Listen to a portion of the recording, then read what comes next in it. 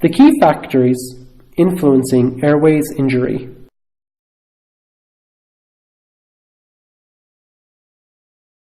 The key factors influencing the airway injury are physiochemical properties of the toxic agent, degree of exposure, health status of the individual, and other factors.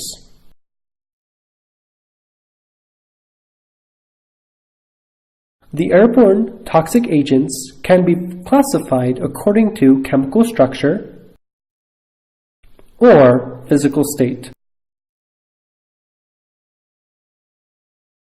The chemical structures of airborne toxic agents are very diverse. They vary from very small molecules, such as chlorine, to huge organic polymers, such as Teflon. It is not possible to propose only one characteristic chemical structure leading to airway toxicity. The physical state can be gases or vapors, or aerosols of fine particles usually in the air.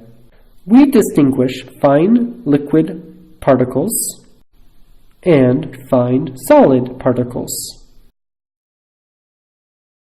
In real life, toxicants often form heterogeneous and variable mixtures, such as smoke.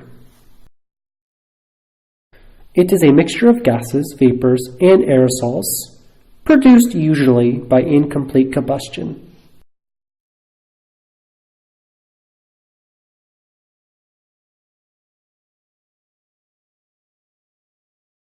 The degree of exposure depends on concentration, which can be low, high, or variable, and on the duration of the exposure. It can be acute, often due to accidents, or chronic, a long-term exposure. It is important to distinguish between exposure to high concentrations in a short-term interval or to low concentrations in a long-term interval.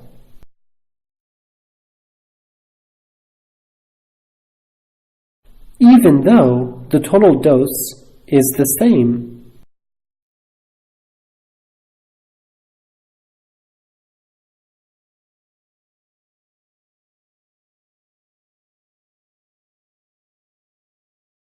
The pre-existing impairment and functional alterations of the airways can influence the course and effects resulting from toxicity.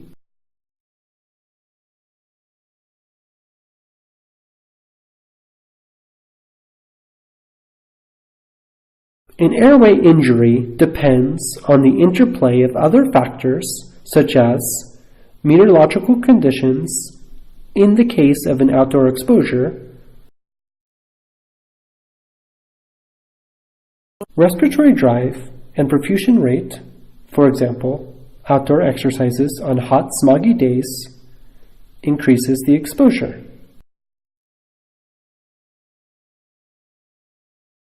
The airway injury is influenced by physiochemical properties of the toxic agent, either the chemical structure or the physical state. The degree of exposure, which can be low or high concentrations, or short-term or long-term interval. Health status of the individual and other factors.